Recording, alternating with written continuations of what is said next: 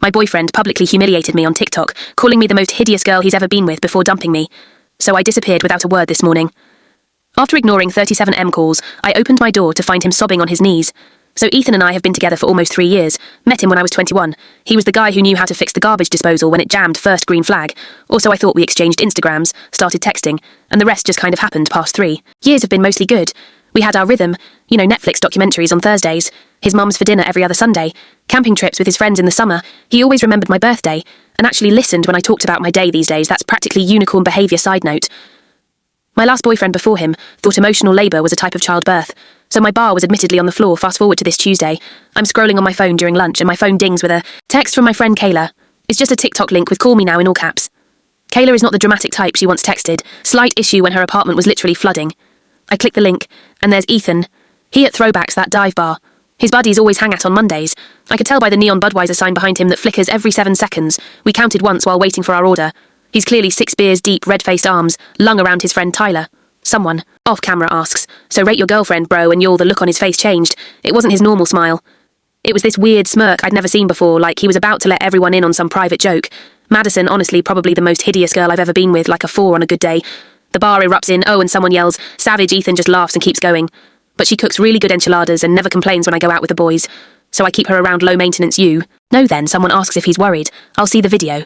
His response: "Nah, she doesn't even know what TikTok is. Besides thinking about upgrading soon anyway. Too much baggage." The timestamp showed it was posted at 11:43 p.m. Monday night while I was at home doing a freaking clay mask and texting him goodnight. The video had 177,000 views. 17,000. I sat there in the break room just staring at my phone. Didn't cry, didn't scream. Just felt this weird cold feeling spreading through my chest. 3 years, together. And this is what he actually thinks of me. The night before, he'd been at my place. We'd made dinner together. We talked about maybe moving in when my lease ends in August. He'd kissed me goodbye and said, "Love you, babe." Like it was nothing. And apparently 12 hours later, I was the hideous girlfriend he was planning to dump. I texted Kayla back coming over after work, "Don't tell anyone." Then I muted all notifications, put my phone in my bag, and somehow made it through 3 more client appointments. Without completely breaking down. Autopilot is weird like that. After work, I didn't go home. Went straight to Target. Bought a cheap duffel bag. Filled it with essentials.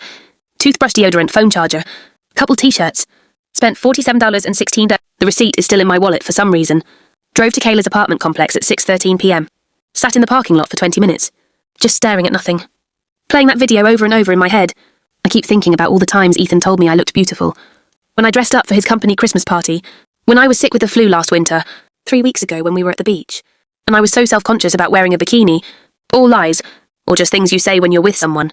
Kayla didn't ask questions when I showed up. Just pointed to her couch bed. 2 glasses of the cheap rosé we drank in college. And said, "What's the plan?" That's when I decided. I'm not giving him the satisfaction of a breakup conversation. No tears. No begging. No dramatic confrontation he can tell his bros about later. I'm just going to disappear. We spent that night making a checklist. Blocked Ethan on everything. Phone, Instagram, Twitter. Change all my passwords. He knew most of them. Call out from work for the rest of the week. Tell only my mum where I really am. By midnight, Ethan had texted 7 times. Normal stuff at first. "Hey, what do you want for dinner? And you still coming over tonight?" By morning it was, "Where are you? And why aren't you answering?" By afternoon he'd called 12 times. Not one mention of the TikTok. Not one apology. Nothing. I stayed at Kayla's Wednesday and Thursday. Binged all of Love Island. Trash TV is surprisingly therapeutic. When your life is imploding. Cried in the shower so Kayla wouldn't hear. Ordered too much Uber Eats. Because neither of us felt like cooking. Friday morning, Kayla went to my apartment. To grab more of my clothes. Said Ethan had clearly been there. Empty energy drink cans on the counter. His jacket thrown over my couch. He'd left a note taped to my door. "Call me. We need to talk." Still nothing about why we might need to talk. Like I'm supposed to just not know about the video. The TikTok mysteriously disappeared from his account on Thursday night. Too late though. It had already been screen recorded.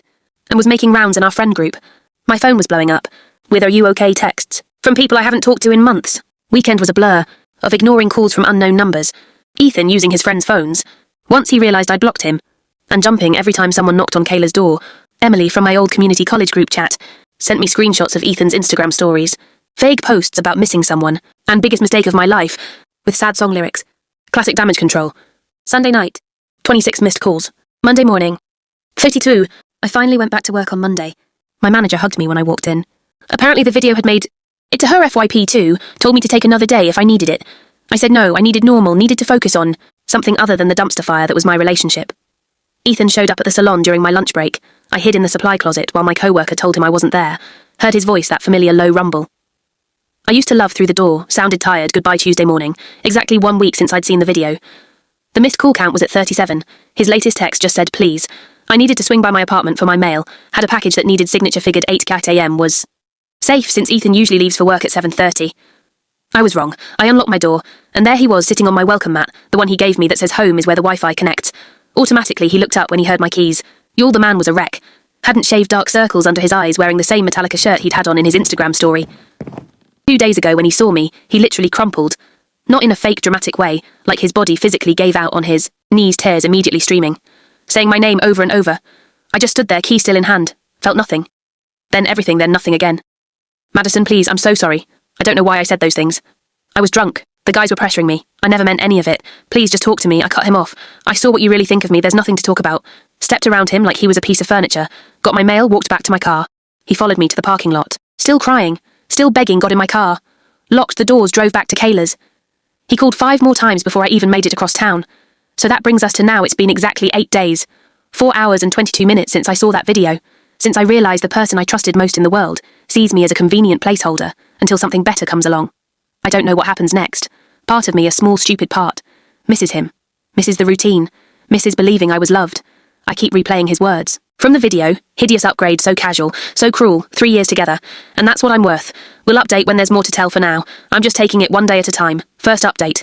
You'll remember me, the girl whose boyfriend of 3 years called her hideous on TikTok and then had the audacity to act shocked when she disappeared. Yeah, that's still me.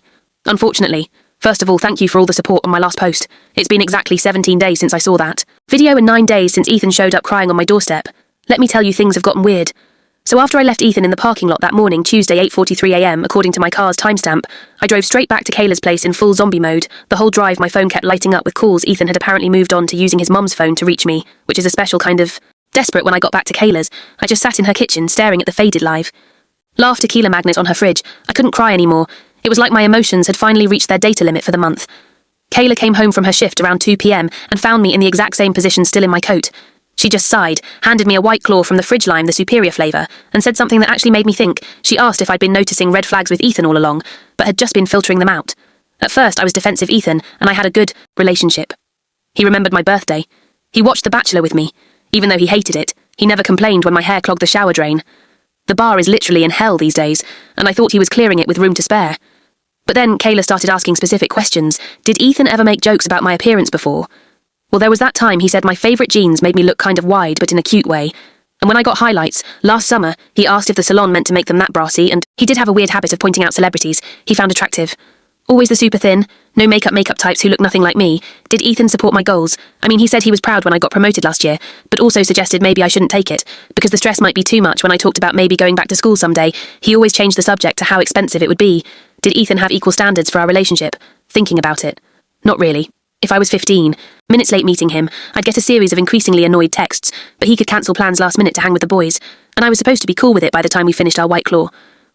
I had this sinking feeling in my stomach. The TikTok wasn't some bizarre, out-of-character moment. It was just the first time I'd seen what had been there all along, without the filter of wanting to believe we were perfect that night. Ethan escalated to a new level at exactly 9:17 PM. Kayla's doorbell rang. We both froze like we'd been caught committing a crime through the peephole, Ethan holding the saddest-looking grocery store flowers I've ever seen. Kayla went full Mama Bear mode. She opened the door just enough to block the view inside and told him I wasn't there. I could hear his voice cracking as he begged her to just let him talk to me for 5 minutes, said he hadn't slept in days, said he'd lost 7 BS, said he'd do anything to fix this. After Kayla finally got him to leave, she found a handwritten letter. He slipped under the door, 8 pages, 8 front and back. I have to admit I read it twice. It was a lot, tear stains on the paper, promises to spend the rest of my life making this up to you, explanations about how he was drunk, how his friends were peer pressuring him, how he'd been having a bad day at work. Classic. Deflection bingo. But one line actually got to me. I said those horrible things because I'm insecure and afraid you'll realise you're too good for me for about 20 minutes. I actually considered calling him. That's how messed up my brain was.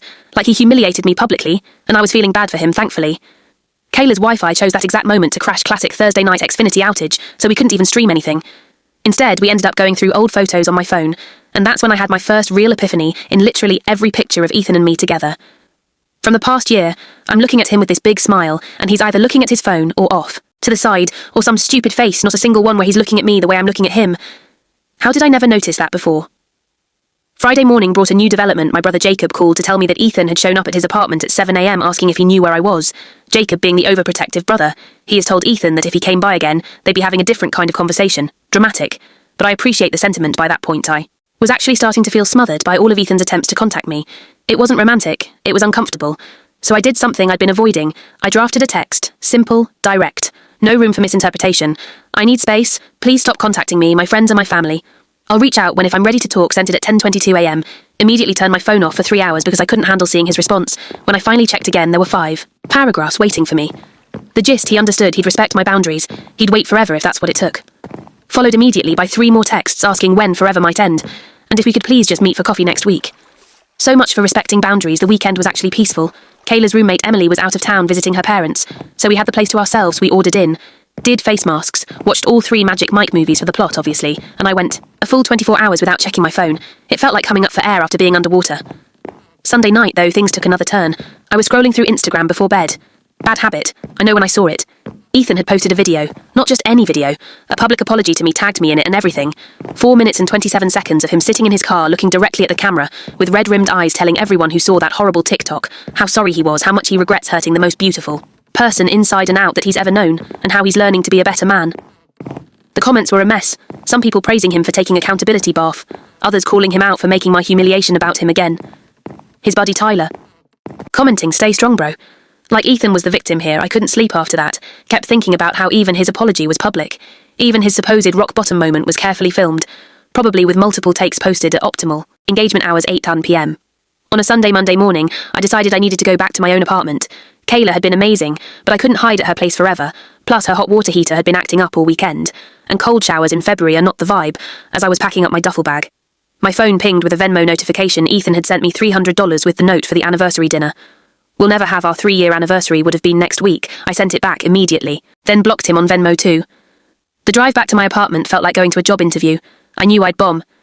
Every red light had me checking my rearview mirror, half expecting to see Ethan's car pull up behind me. But my apartment building was Ethan-free when I arrived. My neighbour, Mrs. Thompson, nodded at me in the hallway, like I hadn't been gone for over 2 weeks. My plants were all dead ripped, my supposedly impossible-to-kill snake plant. The air smelled stale, and slightly like the Indian takeout I'd forgotten in the fridge. It felt both strange and familiar, like putting on jeans that don't quite fit anymore, and then I saw them post-it notes everywhere on my bathroom mirror. "I miss your smile on my fridge. Remember our first here on my TV. Our Netflix queue. Misses you on my bedside table. I can't sleep without you." I stood there in shock, slowly realising what had happened. Ethan still had the spare key I'd given him last year. He'd been in my apartment while I was gone. My skin instantly crawled. I checked all the closets under the bed behind the shower curtain, half convinced he might be hiding somewhere he wasn't, but the violation of my space felt just as creepy. I called my landlord immediately and explained the situation. He agreed to change my locks the next morning. Then I systematically went through my apartment, removing every SLE post-it note and ripping them into tiny pieces. Petty, maybe satisfying, absolutely that night was my first one back in my own bed. And I won't lie, it was weird. I kept waking, up expecting to feel Ethan's weight on the mattress. My brain hadn't caught up to the reality that we were over Tuesday morning yesterday. I was making coffee when someone knocked on my door. My heart stopped for a second before I remembered Ethan's key wouldn't work anymore. It wasn't Ethan, it was Tyler, who had been in that TikTok video laughing along while Ethan called me hideous. Tyler, who I'd been friends with, before I even met Ethan. Tyler, who had apparently come as Ethan's ambassador. He looked uncomfortable. Shifting from foot to foot in the hallway, started with small talk about the weather seriously, before finally getting to the point Ethan was in a really bad place and just wanted 5 minutes to explain himself. I asked Tyler if he remembered laughing in that video. He had the decency to look ashamed, said he was drunk and just going along with the guys, then hit me with this gem. He didn't mean any of it. "Madison, you know how guys talk when they're together. I don't want to be with someone who talks like that with his friends, drunk or sober. I don't want to wonder what he says about me when I'm not around. I don't want to be with someone who needs a public meltdown and a friendship intervention to realise he values me." I thanked Tyler for coming by, told him I hoped Ethan would feel better soon, and closed the door last night. I went through my phone and unfollowed Ethan on every platform we were still connected on, took down the photos of us from my apartment walls, packed up the hoodie he always left at my place, and the Xbox controller he used when he came over, put them in a box in my closet, not ready to return them yet, but not wanting to see them either. Then I ordered myself dinner from that place. Ethan always complained was too spicy, but that I secretly loved ate it while watching The Last of Us, which Ethan refused to watch because he doesn't like zombie shows. Ed the fancy bath bomb my mum got me for Christmas, that I'd been saving for a special occasion around midnight. My phone lit up with a text from a number I didn't recognise. "It's Ethan, please don't block this number. I just need to know one thing. Did those 3 years mean anything to you? Because they were everything to me." I stared at those words for a long time. 3 years. 3 years of inside jokes and holiday dinners and lazy Sunday mornings. 3 years of building a life I thought we'd share forever, and also 3 years of small criticisms dressed as jokes. 3 years of walking on eggshell around his moods. 3 years of making myself smaller to make him comfortable. I didn't reply. Just added the number to my blocked list and turned off my phone this morning. I woke up and did something I haven't done in 2.5 weeks. I made a plan for me, not a reaction to Ethan, not a hiding strategy, just a normal day for myself. But as I was heading out to grab coffee, I saw something that stopped me.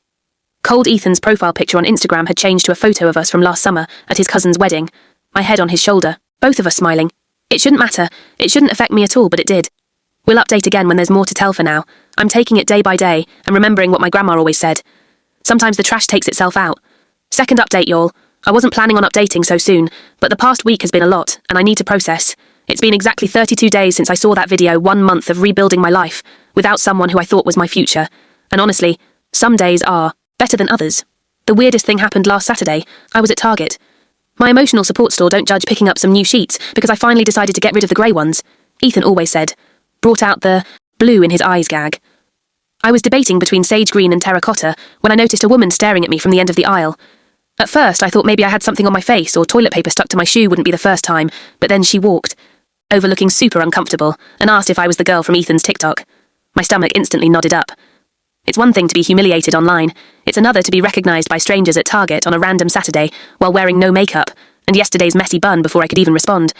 She launched into this awkward apology, saying she'd been one of the people who commented something mean on the original video, but felt terrible after seeing Ethan's public apology and realised how wrong cyberbullying is, her exact words. I just stood there clutching my terracotta sheets, decision made by panic apparently, while the stranger had her character development moment in the home goods section when she finally stopped talking. I managed to say thanks, it's fine. Good talk and speed walk to checkout, sat in my car for 20 minutes afterward with the AC blasting, even though it was only 62 outside. That's when it hit me. I'm not just Madison anymore to some people. I'm the girl from the TikTok. My humiliation has become my identifier, and that realisation made me angry in a way I hadn't felt before. Not sad. Angry like I'd been for weeks. Pure energising. Get done, angry. Sunday morning, I woke up at 6:13 a.m, couldn't sleep, and made a list in my notes. App cut my hair, always wanted to try a LW, but Ethan liked it. Long join that kickboxing class Kayla keeps talking about. Finally apply for that certificate programme I've been putting off. Redecorate my bedroom no more. Masculine friendly. Colour scheme. Download a dating app by 11 a.m. I'd already crossed off number 1 walked into Supercuts without an appointment. Living dangerously LOL and chopped off 7 in of hair. The stylist kept asking if I was sure if I needed more time to think about it, if someone had talked me into it, told her, nope, just needed a change. She didn't need to know. I was mentally naming each snip of the scissors after something Ethan had said to me over the years. You'd look better with more defined eyebrows. Snip, no guy wants a girl who eats more than him. Snip, your laugh is kind of loud sometimes. Snip when she spun me around to see the final result. I barely recognised myself in a good way. My neck felt lighter, my head felt lighter, hell, my whole being felt lighter. Posted a selfie on Instagram when I got home, just me with my new hair sunlight from my kitchen window, and the caption, new month, new me within an hour. It had 87 likes, including from Tyler and 2 of Ethan's other friends. Petty satisfaction maybe, but I'll take the small wins. Monday brought item number 2 on my list, dragged myself to Kayla's kickboxing studio at an ungodly hour, convinced I'd make a fool of myself, the instructor. Emily, coincidentally, the same name as Kayla's roommate, kept us moving so fast, I didn't have time to feel self-conscious. By the end I was drenched in sweat, and my arms felt like overcooked spaghetti, but also strangely powerful. Checked my phone after class, to find 3 missed calls from unknown numbers, Ethan's new burner phone, tactic, and 1 text from Tyler, asking if we could talk sometime. Left him on red, not ready for that conversation yet. Tuesday, I finally tackled item number 3, and applied for that digital marketing certificate. I'd been considering for ages. Ethan always said it was a waste of money. Since I already have a stable job, took me 43 minutes to fill out the application, another 20 to write the short personal statement, and about 3 seconds to hit submit before I could overthink it. Had a mini panic attack immediately after wondering if I was making a huge mistake, called my mum, who talked me down in her usual way. Half encouragement, half. I don't understand why you're complicating your life, but I support you anyway. Wednesday was when things got intense. I was at the grocery store when my phone started blowing up with texts from Kayla. Call me now, Ethan is on Instagram Live. He's talking about you, it's bad. I abandoned my cart in the middle of the cereal aisle. Sorry, underpaid grocery store workers, and ran to my car to watch the train wreck, sure. Enough, there was Ethan clearly drunk at 2 p.m. on a Wednesday, red-faced and slurring, talking directly to the camera about how he'd lost the love of his life, and didn't know how to go on. The comments were rolling in fast, mostly people telling him to get help or turn off the live, but he just kept going, reading some comments aloud and ignoring others. Then he said something that made my blood freeze. I know she's watching this, Madison. I'm coming over tonight, we need to talk this out, I'm not taking. No. For an answer anymore, I immediately called Kayla in full panic mode. She offered to come stay with me, but I ended up calling my brother Jacob instead. He's closer to my apartment, and frankly more intimidating.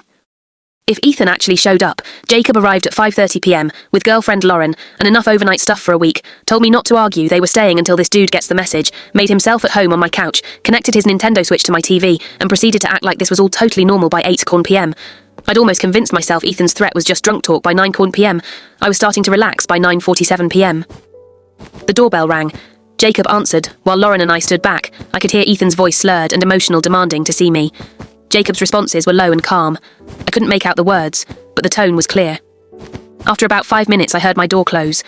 Jacob came back looking annoyed, but calm, said Ethan had finally left, after Jacob convinced him this wasn't a good time understatement of the year, also mentioned that Ethan looked rough and smelled like he'd bathed in Jack Daniels. I slept terribly that night, jumping at every sound outside my window, kept thinking about how different things were just 5 weeks ago, when I still believed Ethan was the one, when I still thought I knew him. Thursday morning, I woke up to a text from a number I didn't recognise. This is Ethan's mum. I'm worried about him and don't know what to do. He won't eat. Barely sleeps, lost his job yesterday for showing up drunk. I know you don't owe him anything, but please call me. Talk about emotional manipulation she'd always done. This treated Ethan like he couldn't possibly handle consequences, swooping in to fix everything. One of many red flags I'd ignored. I showed the text to Jacob, who advised ignoring it, but something about it bothered me all day. Not guilt exactly, but a nagging feeling that this situation was spiralling beyond what I'd intended. Around 3 p.m, I decided to text her back. I'm sorry Ethan is struggling, but I'm not responsible for his choices or his healing. Please encourage him to get professional help. She responded immediately. He made a mistake. Everyone deserves forgiveness. I didn't reply. Some mistakes change how you see a person forever that evening. Something unexpected happened. I was scrolling through TikTok glutton for punishment. I know when I saw a video from someone I didn't follow. It was one of those storytime TikToks, and the caption made my heart stop when your friend humiliates his girlfriend on TikTok, and you finally call him out for being toxic. It was Brandon, one of Ethan's longtime friends, the guy who was literally in the original video laughing along in the video. Brandon explained how he'd been complicit in Ethan D's toxic behaviour for years. Not just with me, but with previous girlfriends. Too, how the friend group had a pattern of encouraging Ethan's worst impulses. How? The TikTok incident had been a wake-up call for him personally. He ended with Madison. If you see this, I'm sorry. We all failed you and Ethan, man. Get help. This isn't about winning her back. This is about becoming someone who would never hurt her in the first place. I watched it 7 times, sent it to Kayla, who responded with holy and nothing else for a full 10 minutes. Then Brandon DM'd me on Instagram. Hey, hope that didn't make things worse. Just couldn't stay silent anymore, no pressure to respond. Sat with that for a while, appreciated that he didn't expect a response. Finally wrote back, thanks for speaking up, better late than never. We ended up having a surprisingly honest conversation. He told me Ethan had been spiralling hard since I left drinking daily, getting into fights, alienating friends, said the friend group was divided between those enabling him and those trying to get him help. Brandon also confirmed something I'd suspected. This wasn't the first time Ethan had spoken about me that way, knowing it wasn't a one-time drunk mistake, but a pattern. A true reflection of how he saw me when I wasn't around Friday yesterday, marked exactly 1 month. Since I walked away, I decided to celebrate my Independence Day by tackling the final item on my list. Downloading a dating app, not because I'm ready to date, God no, but because I wanted to remind myself that Ethan isn't the only option in the universe, that there's a whole world of people who might appreciate me without secretly tearing me down. Setting up my profile. Felt weirdly vulnerable, choosing photos where I actually liked how I looked, writing a bio that was authentically me, not curated to appeal to one specific person's preferences, like stretching muscles. I'd forgotten I had just finished setting up my profile when my phone rang, another unknown number. I almost declined it automatically, assuming it was Ethan with yet another burner phone, but something made me answer. It wasn't Ethan, it was his friend Tyler. Tyler sounded weird. Nervous, talking too fast, said he needed to tell me something important, something about the original TikTok, something that might change how I saw everything.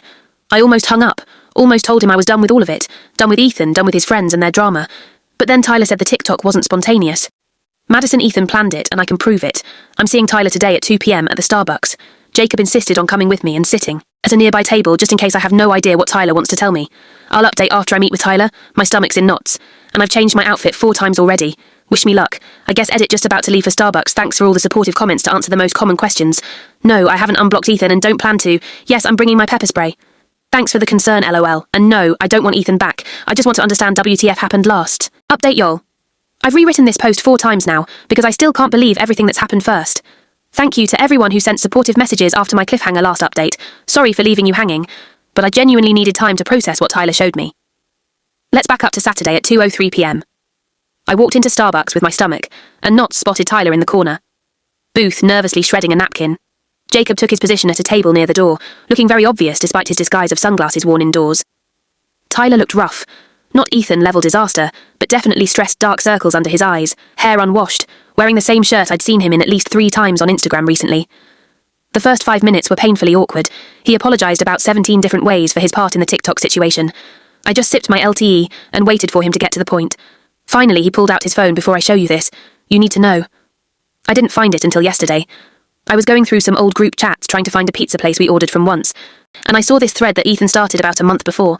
You know, he slid his phone across the table. It was open to a WhatsApp group chat titled Weekend Warriors. I roll with Ethan, Tyler, Brandon, and 2 other guys. The messages were from 5 weeks before the TikTok incident. Ethan, need your help with something. Boys, Brandon, what's up? Ethan, trying to figure out how to break up with Tyler. We for real thought you guys were looking at places together. Ethan, yeah, that's the problem, she's getting too serious. Plus, I met someone at the gym. I felt my face getting hot as I scrolled. Ethan went on to explain that he'd been talking to his words, a girl named Sophia, for almost 3 months. But he was worried about how I'd react to a breakup, since we shared so many friends, and she can get emotional. Excuse me as I kept reading it. Got worse. Ethan was literally asking his friends for advice on how to make me break up with him so he could look like the good guy. Their suggestions ranged from gradually becoming more distant, to picking fights over nothing, to and this is what made me nearly drop the phone. Just being on social media. So she sees it, and dumps you. The last message in the thread was from Ethan.